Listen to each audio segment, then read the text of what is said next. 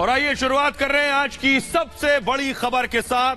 सबसे बड़ी खबर, सबसे पहले उद्धव को शिंदे का धोबी पछाड़ मिला और धोबी पछाड़ के बाद आपको सीधे लिए चलते हैं। ये देखिए जरा, एकनाथ शिंदे अपने घर ठाणे पहुंच गए। ये तस्वीरें फुल स्क्रीन लीजिए जरा। एकनाथ शिंदे ठाणे पहुंच गए। ठाणे उनका गृह जिला है, ठाणे उनकी कर्म भूमि है। तस्वीरें आपके सामने, महाराष्ट्र के मुख्यमंत्री की पहली तस्वीर आप देख रहे हैं उनके गृह जिले ठाणे पहुंचने की। ठाणे उनकी कर्म भूमि है, जन्मभूमि है। देखिए तस्वीरें, फूलों के साथ, ढोल नगाड़ों के साथ एकनाथ शिंदे का स्वागत हो रहा है। शिंदे जो मुख्यमंत्री बने उद्धव ठाकरे को धोबी पछाड़ देने के बाद और आज ही फ्लोर टेस्ट जीता। और देखिए ठाणे में शिंदे की एक झलक पाने के लिए हजारों की भीड़ मौजूद है। देखिए शिंदे का काफिला जो कि आगे बढ़ रहा है, मुंबई में थे इससे पहले। और ये देखिए गाजे बाजे के साथ एकनाथ शिंदे का स्वागत हो रहा है। ये देखिए बस के गेट पर एकनाथ शिंदे को आप देख रहे हैं, उनके चाहने वालों की भीड़, उन्हें एक नजर देखने वालों की भीड़। शिंदे ने ये जो जीत हासिल की है आज विधानसभा में, वो ऐतिहासिक जीत है। सुनिए जरा गाजे बाजे से कैसे स्वागत हो रहा है।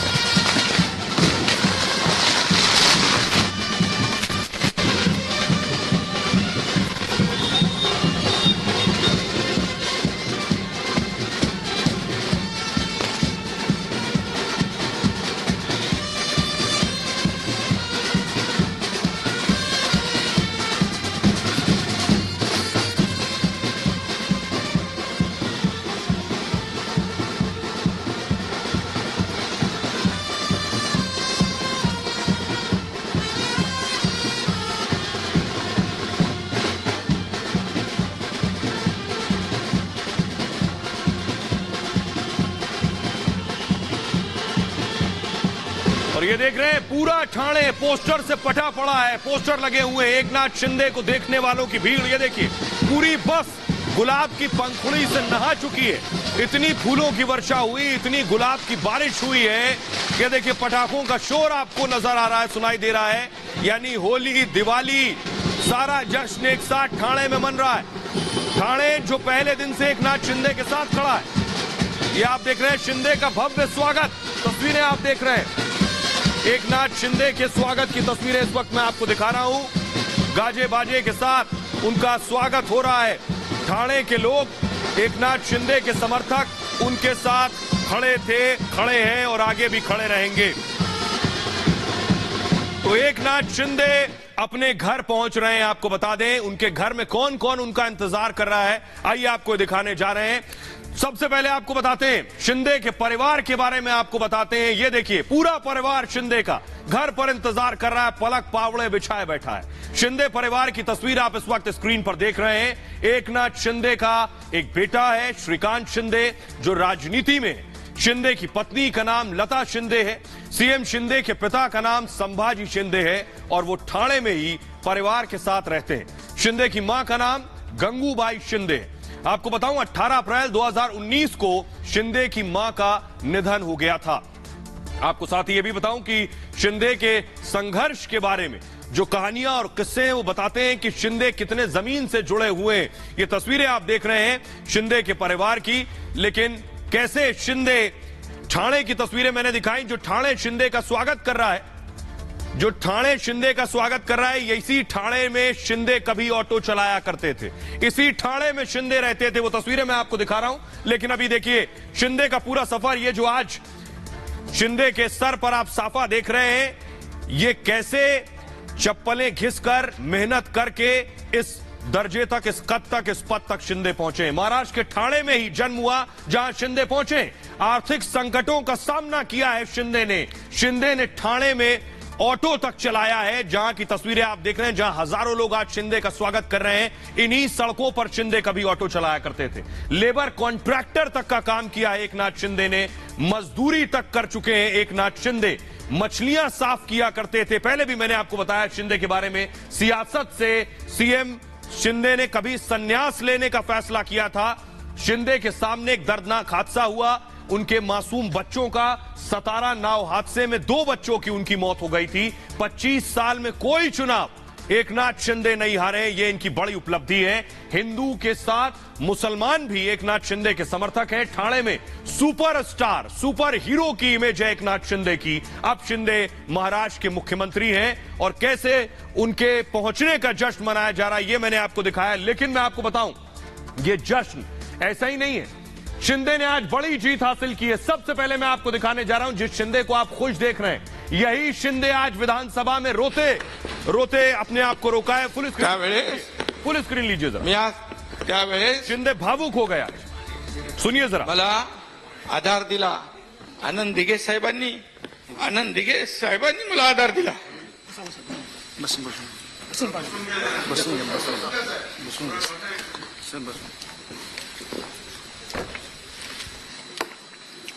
माझं कुटुंब उद्ध्वस्त झालं होतं।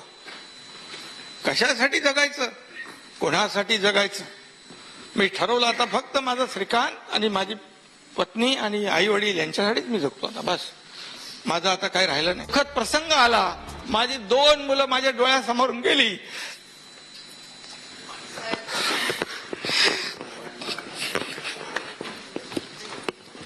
त्यावेळेस मला आधार दिला आनंद दिघे साहेबांनी, आनंद दिघे साहेबांनी मला आधार दिला।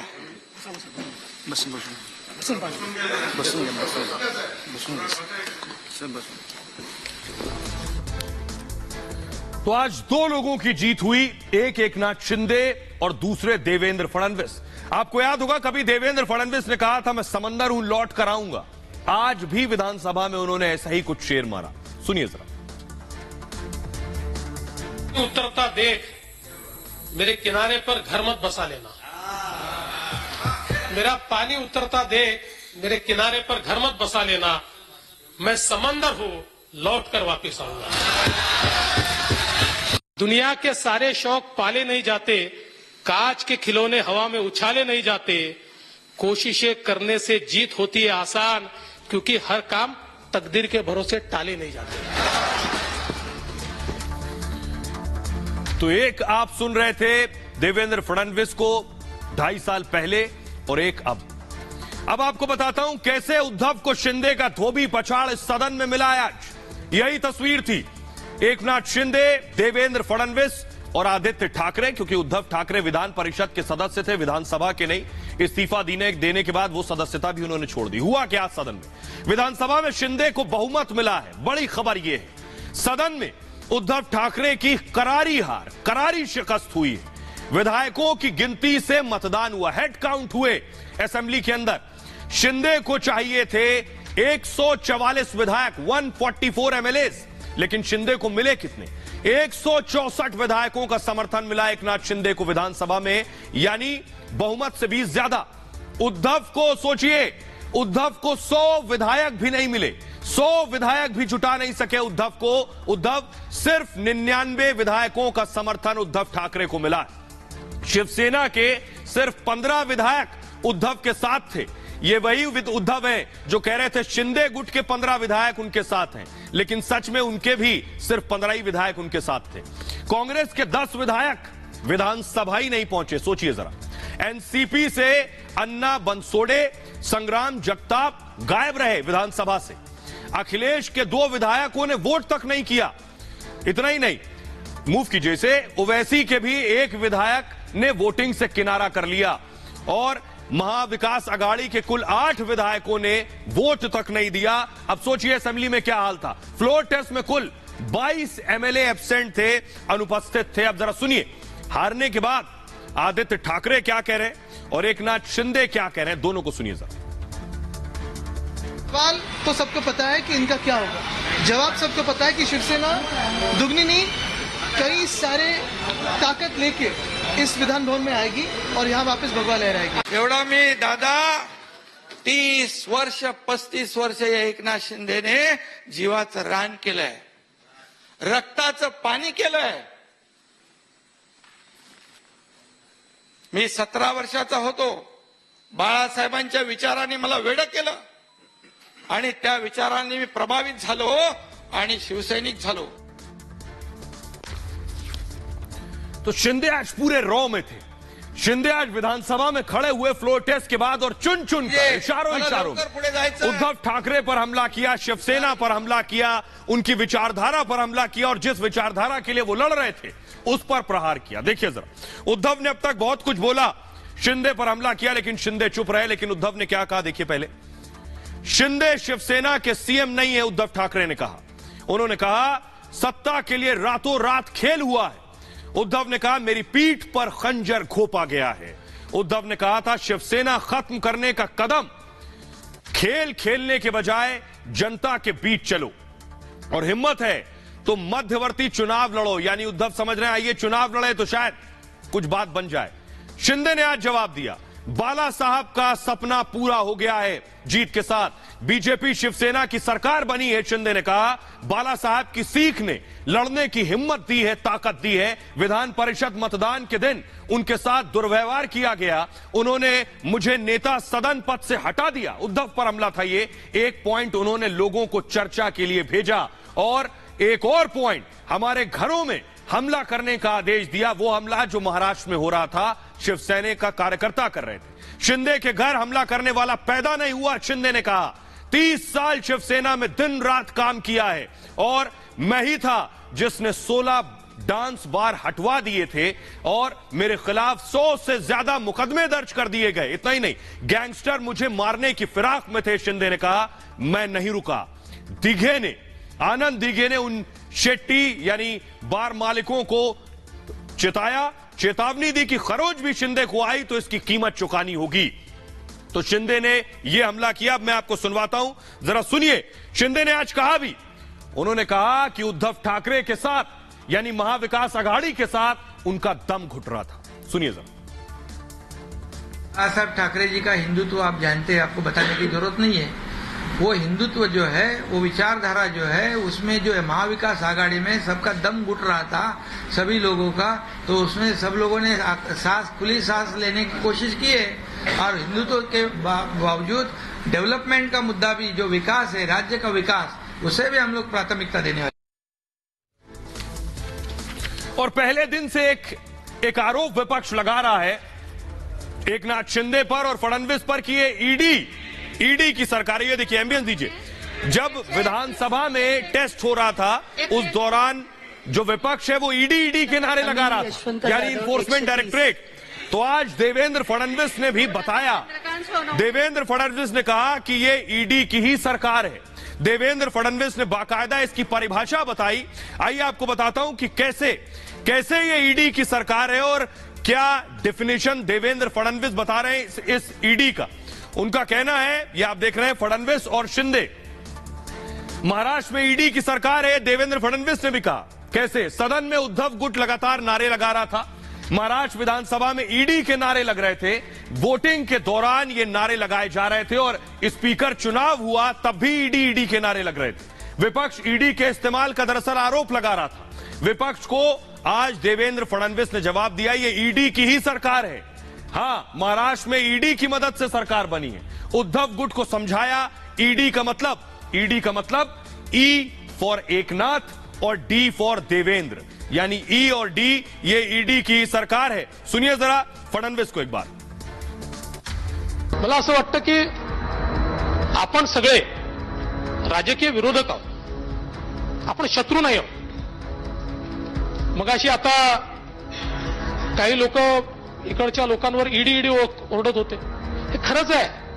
ही मंडळी ईडीमुळेच आली आहे, फक्त ती ईडी म्हणजे एकनाथ आणि देवेंद्र आहे।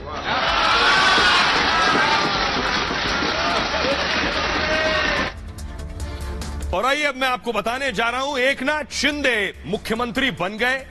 उद्धव ठाकरे इससे पहले मुख्यमंत्री थे और उससे पहले मुख्यमंत्री थे देवेंद्र फडणवीस। तो आपको बताता हूं कि आखिर कौन सा मुख्यमंत्री कितना मालामाल है, किस मुख्यमंत्री के पास कितनी दौलत है, यह देख लीजिए जरा। सबसे पहले उद्धव ठाकरे की बात। 143 करोड़ 26 लाख के मालिक हैं उद्धव ठाकरे, 143 CR। पत्नी और डिपेंडेंट्स भी इसमें शामिल हैं। इस संपत्ति में उद्धव के पास 76 करोड़ 59 लाख की संपत्ति है। 52 करोड़ 44 लाख की अचल संपत्ति है उद्धव के पास। साथ ही साथ 24 करोड़ 14 लाख की चल संपत्ति है उद्धव के पास। 2 बंगलों के मालिक हैं उद्धव ठाकरे। इसे थोड़ा फास्ट मूव कीजिए। पत्नी रश्मि मुखपत्र सामना की संपादक हैं। रश्मि के पास 65 करोड़ से ज्यादा की संपत्ति है। 28 करोड़ 92 लाख की अचल संपत्ति है उनके पास और 36 करोड़ 16 लाख की चल संपत्ति है। उद्धव पर 15 करोड़ या लगभग 15.5 करोड़ की देनदारी भी है उद्धव ठाकरे पर। आइए, पूर्व मुख्यमंत्री के बाद अब बात मुख्यमंत्री की। मुख्यमंत्री के पास कितना पैसा है? एकनाथ शिंदे के पास लगभग 11 करोड़ 56 लाख की संपत्ति के मालिक हैं एकनाथ शिंदे। 32 लाख 64 हजार बैंक खातों में जमा है एकनाथ शिंदे के। यह पैसा शिंदे और पत्नी के खाते में जमा है। शिंदे दंपत्ति के पास 50 लाख का लाइफ इंश्योरेंस भी है। 7 गाड़ियों के मालिक हैं शिंदे दंपत्ति। शिंदे के पास एक रिवॉल्वर, एक पिस्टल है और साथ ही साथ रिवॉल्वर पिस्टल की कीमत 4,75,000 रुपए है। शिंदे दंपत्ति के पास 9 करोड़ 45 लाख की अचल संपत्ति है। एकनाथ के पास 4 करोड़ 47 लाख की अचल संपत्ति है। शिंदे की पत्नी के पास 4 करोड़ 98 लाख की अचल संपत्ति है। आइए अब पूर्व मुख्यमंत्री की बात करते हैं, यानी देवेंद्र फडणवीस के पास पैसों के मामले में देवेंद्र फडणवीस काफी पीछे हैं। फडणवीस के पास सिर्फ 3 करोड़ 78 लाख की संपत्ति है। 8,29,000 फडणवीस के बैंक में जमा है। साथ ही साथ पत्नी अमृता की संपत्ति 99,30,000 रुपए है। अमृता ने शेयर मार्केट में लगभग 2 करोड़ 33 लाख रुपए लगाए हुए हैं, इन्वेस्ट किए हुए हैं। ये फडणवीस के बारे में जानकारी है। आइए अब मैं आपको सुनवाता हूं मुख्यमंत्री बनने के बाद योगी आदित्यनाथ क्या कह रहे हैं, किस तरह एकनाथ शिंदे को बधाई दे रहे हैं और संजय राउत क्या कह रहे हैं, सुनिए जरा। ये टेम्पररी अरेंजमेंट्स, लेकिन हमारी पार्टी फिर एक बार खड़ी खत्म नहीं होगी।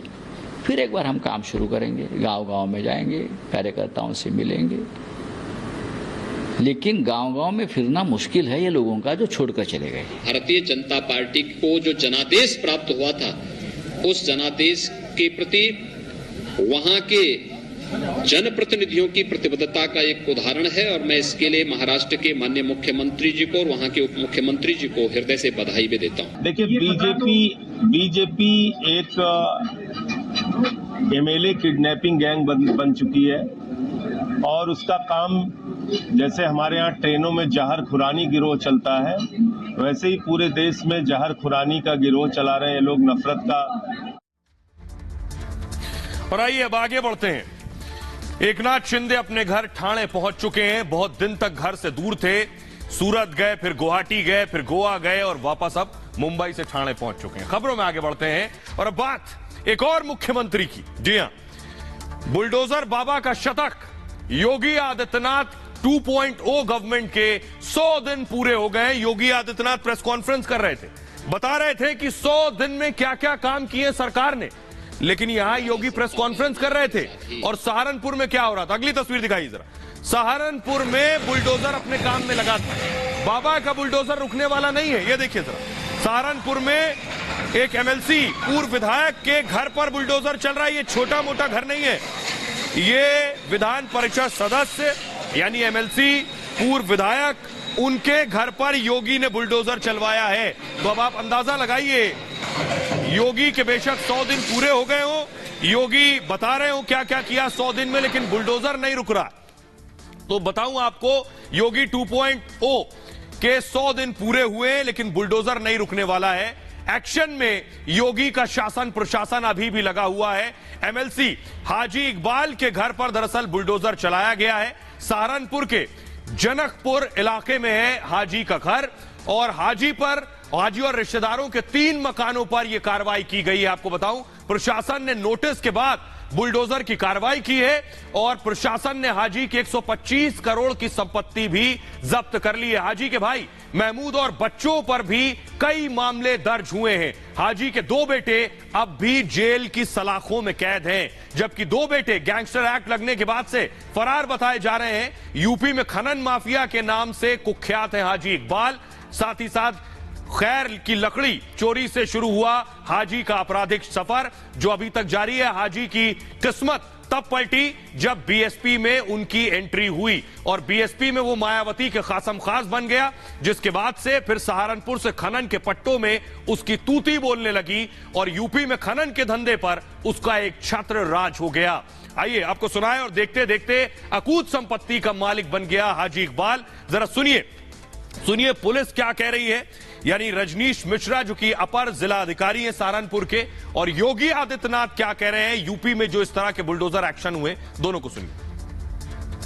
खनन माफिया हाजी इकबाल के यहाँ पे और उसके रिश्तेदारों के यहाँ पे 3 मकान हैं, जिसमें से एक मकान ऐसा है जिसका नक्शा नहीं पास हुआ है और 2 मकान ऐसे हैं जो विकास प्राधिकरण द्वारा जो नक्शा पास किया गया है उससे अतिरिक्त यहाँ पर निर्माण कर लिया गया है। सहारनपुर विकास प्राधिकरण द्वारा इस मामले में पूरी नोटिस दी गई थी, पूरा सुनवाई का अवसर दिया गया था। तदुपरांत संतोषजनक जवाब न आने के कारण आज विकास प्राधिकरण के द्वारा वहाँ पे ध्वस्तीकरण की कार्रवाई यहाँ की जा रही है। जो हम लोगों ने विगत 5 वर्ष के अंदर प्रदेश के अंदर कानून का राज स्थापित हो, इस दिशा में जो प्रयास किए देश के अंदर, उसका एक विश्वास के रूप में बदला। ये पहली बार हुआ है कि जब पुलिस के संरक्षण में कहीं भी कोई गलत कार्य नहीं बल्कि अवैध पार्किंग हटाए गए, टैक्सी स्टैंड हटाए गए, उन्हें व्यवस्थित स्वरूप। तो सिर्फ अपराध नहीं, सिर्फ बुलडोजर नहीं, योगी की पूरी कोशिश है कि यूपी की अर्थव्यवस्था कैसे तेजी से आगे बढ़े, रोजगार कैसे तेजी से उत्तर प्रदेश के लोगों को मिले। प्रधानमंत्री नरेंद्र मोदी भी उत्तर प्रदेश की तेज रफ्तार विकास के लिए चारों तरफ कोशिशें कर रहे हैं। ऐसी ही कोशिश आपको याद होगा प्रधानमंत्री ने G7 बैठक के दौरान भी की थी, जब प्रधानमंत्री विदेश में थे, कि कैसे योगी का जो राज्य है उत्तर प्रदेश, सीएम योगी की एक महत्वाकांक्षी योजना को भी प्रधानमंत्री नरेंद्र मोदी ने प्रमोट किया। 1 डिस्ट्रिक्ट 1 प्रोडक्ट, यानी एक जनपद एक उत्पाद कार्यक्रम। इस योजना के तहत हर जिले से एक उत्पाद का चुनाव होता है जो न सिर्फ देश में बल्कि इंटरनेशनल स्तर पर विशेष हो। इस प्रोडक्ट को योगी सरकार अलग अलग तरीके से प्रोत्साहित करती है। प्रधानमंत्री मोदी जब G7 की बैठक में गए तो योगी के ही सूबे के बने तोहफे राष्ट्रीय अध्यक्षों को दिए थे। आपको एक एक मैं दिखाऊंगा कि कैसे प्रधानमंत्री ने बताया कि उत्तर प्रदेश में योगी के राज्य में कहां क्या बन रहा है। हाल ही में जर्मनी में G7 की बैठक हुई और इस बैठक में पीएम मोदी के साथ साथ दुनिया के बड़े बड़े नेता शुमार हुए। इस बैठक में अमेरिका के राष्ट्रपति जो बाइडेन प्रधानमंत्री से हाथ मिलाने के लिए बेचैन नजर आ रहे थे। उनकी पीठ थपथपाई और उनसे हाथ मिलाया।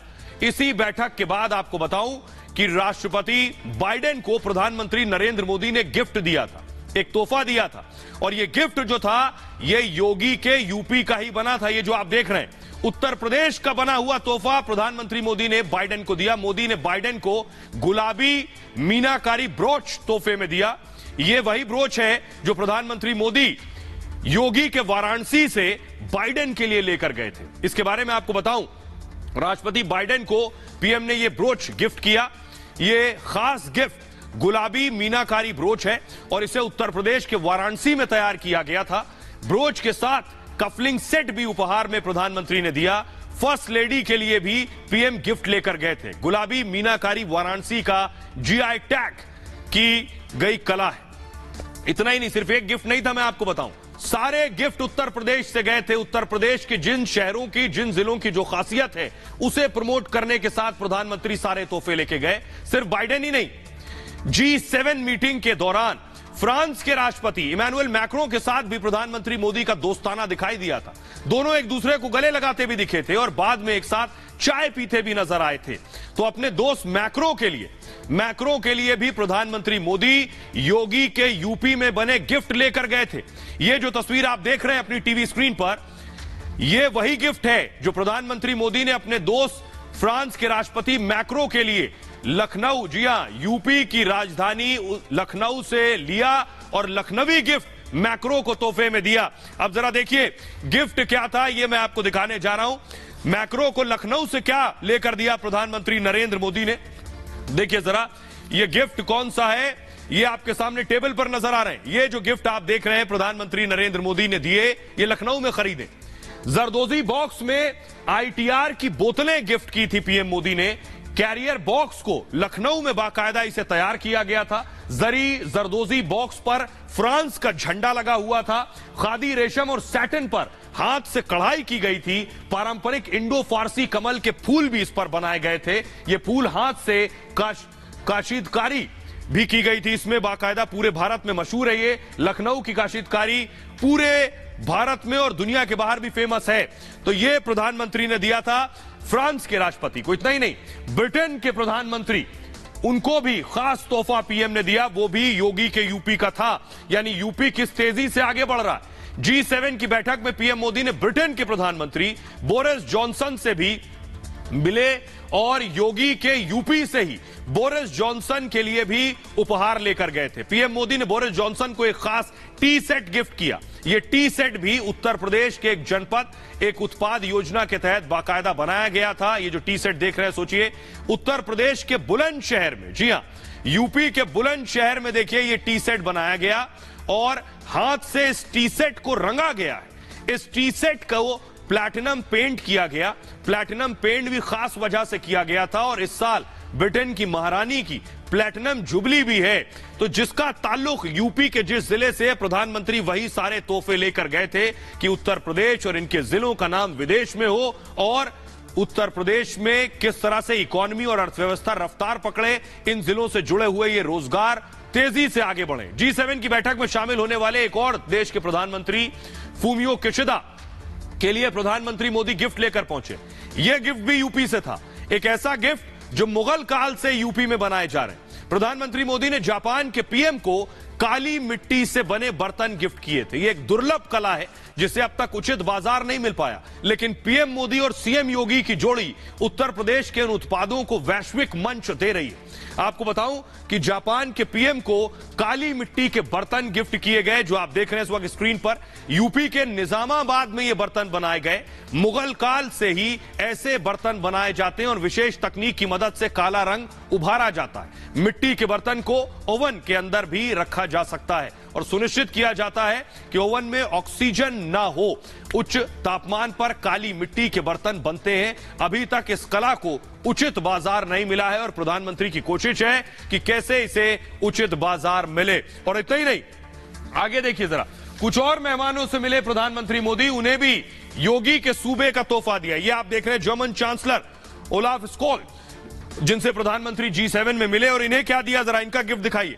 प्रधानमंत्री जब इनसे मिले, अगली तस्वीर दिखाइए, इनको गिफ्ट में दिया, देखिए ये जो आप देख रहे हैं मुरादाबाद का गिफ्ट है। ये यूपी के मुरादाबाद, जहां पीतल मशहूर है, पीतल के बर्तन मशहूर है मुरादाबाद में। मैं आपको बताऊं कैसे मुरादाबाद का तोहफा अब पहुंच चुका है जर्मनी। यानी जर्मनी में भी योगी छा गए हैं। योगी का सूबा उत्तर प्रदेश छा गया है। यह देखिए जरा, जर्मन चांसलर ओलाफ स्कोल्स को प्रधानमंत्री मोदी ने यह गिफ्ट दिया, जो आप आगे देख रहे हैं। प्रधानमंत्री ने मटका गिफ्ट किया उन्हें और मेटल मरोड़ी नक्काशी वाला मटका गिफ्ट किया पीएम ने उनको। यह गिफ्ट यूपी के मुरादाबाद में बनाया गया था, जिसे पीतल नगरी के नाम से जाना जाता है। पीतल का बर्तन मुरादाबाद की पहचान है। मुरादाबाद को पीतल नगरी भी कहते हैं। सिर्फ इतना ही नहीं, अगला मैं आपको दिखाने जा रहा हूं, इंडोनेशिया लेकर चलता हूं। आइए आपको इंडोनेशिया के जब राष्ट्राध्यक्ष वहां मौजूद थे, जिनका नाम है जोको को प्रधानमंत्री उनसे मिले और उन्हें क्या गिफ्ट दिया, ये देख रहे हैं इंडोनेशिया के राष्ट्राध्यक्ष जोको विडोडो, इनको क्या गिफ्ट दिया, अगली तस्वीर दिखाइए जरा। प्रधानमंत्री ने इन्हें राम दरबार दिया। ये राम दरबार गिफ्ट किया इंडोनेशिया के राष्ट्राध्यक्ष को। यह भी योगी के उत्तर प्रदेश का ही बना हुआ था। तो जितने गिफ्ट दिए, जितने तोहफे दिए, वो सब यूपी से बने हुए थे। मकसद साफ था कि चारों तरफ यूपी हो, चारों तरफ यूपी की बात हो।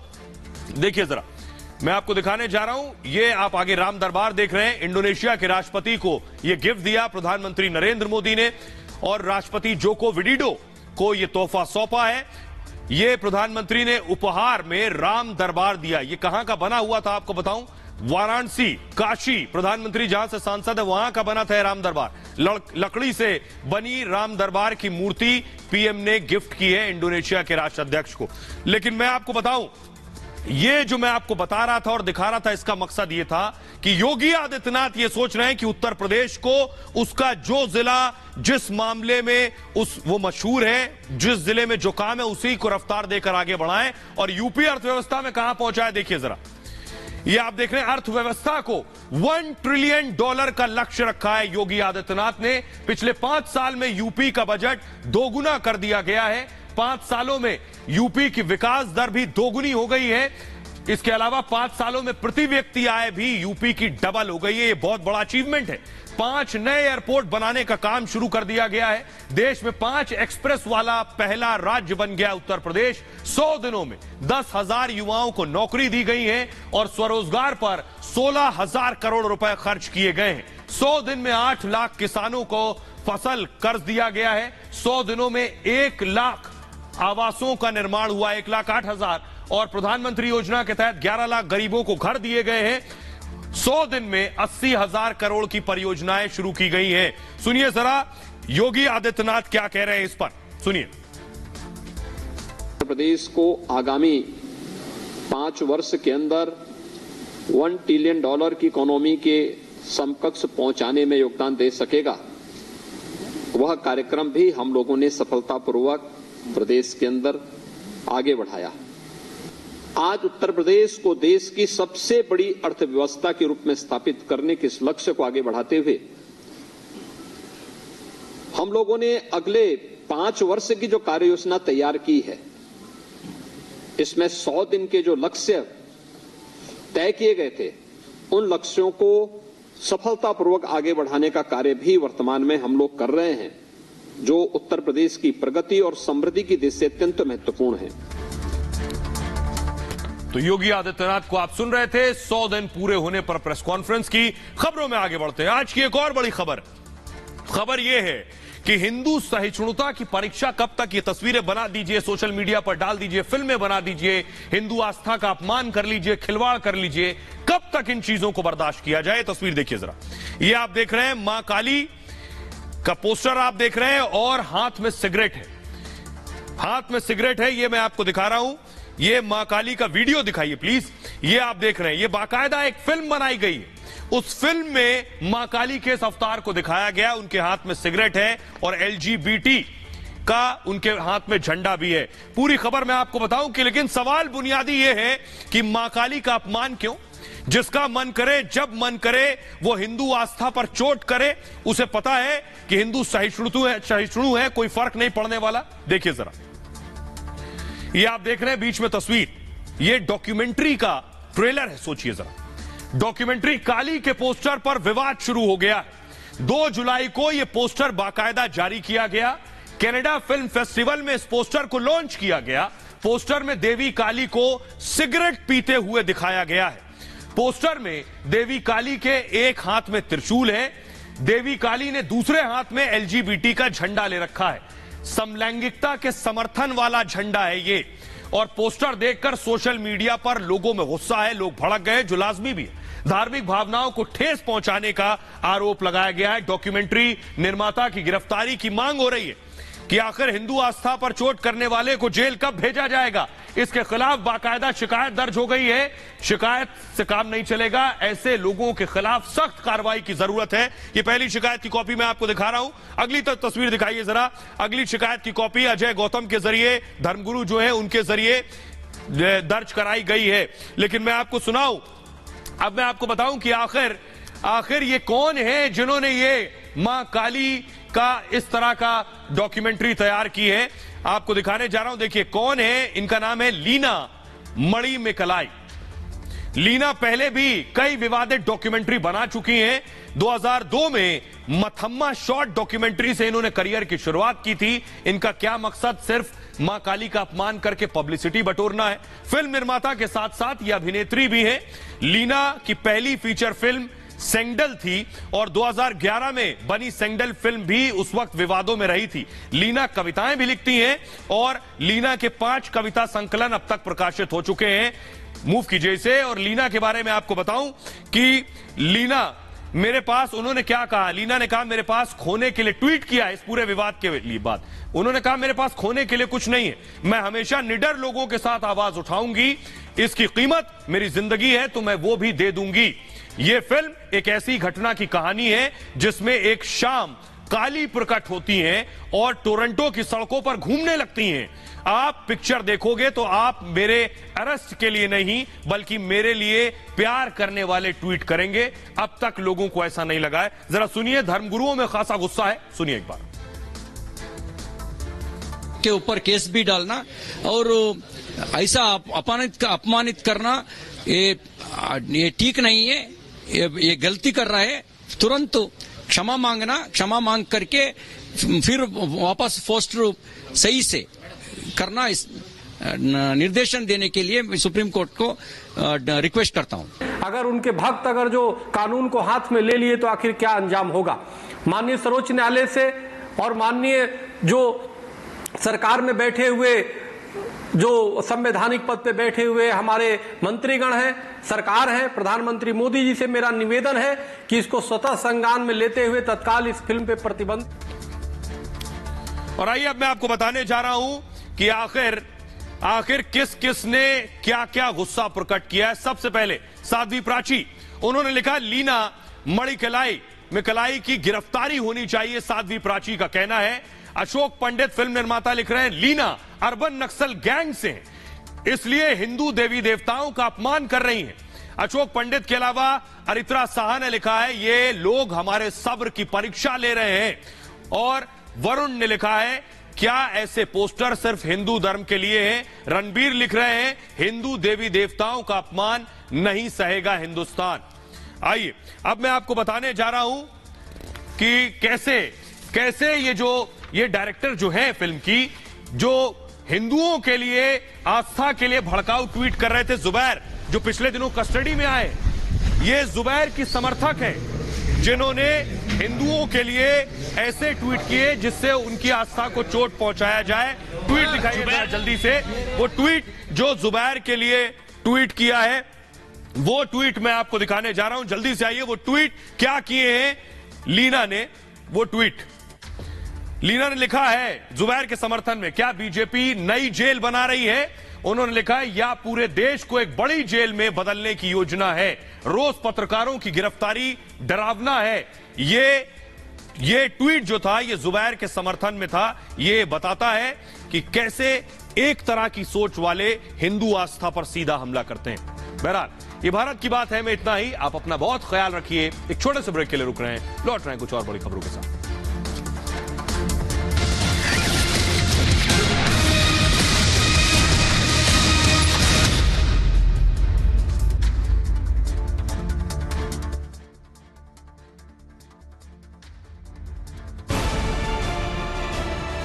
आज देश से एक बार फिर वादा करता हूं कि सच के लिए रिपब्लिक की लड़ाई कभी कमजोर नहीं, क्योंकि हमारे लिए राष्ट्र सर्वोपरि है। रिपब्लिक के खिलाफ साजिश रचने वाले हमेशा हारते